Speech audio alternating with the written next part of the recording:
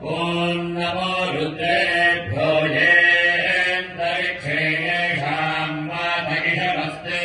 आजच्या धावपळीच्या जगात प्रत्येक व्यक्ती स्वतःसाठी शांती आणि समृद्धीच्या शोधात आहे, जे मिळवण्यासाठी माणूस कायम भटकत असतो.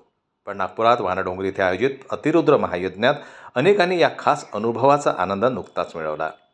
आंतरिक शांती आणि समृद्धीचा हा अनुभव आर्य वैश्य समाज आणि शब्दकृती फाउंडेशननं आयोजित केलेल्या अतिरुद्र महायज्ञातून बघायला मिळाला.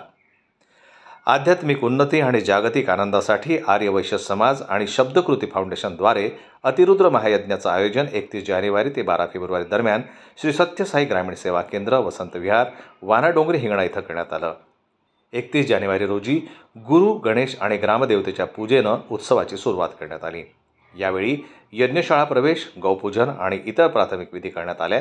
उत्सवाचा एक भाग म्हणून 2 ते 11 फेब्रुवारी दरम्यान दररोज रुद्रपरायण, रुद्राभिषेक, होम आणि इतर वैदिक विधींचं आयोजन करण्यात आलं. त्याचप्रमाणे दररोज नादस्वरम, चतुर्वेद पारायण आणि सत्यसाई भजनाचा आनंद लोकांनी अनुभवला. या दरम्यान 14,641 रुद्रपाठ करण्यात आले. विशेषरित्या स्थापन केलेल्या शिवलिंगाचा रुद्राभिषेक 121 वैदिक विद्वानांच्या हातून करण्यात आला.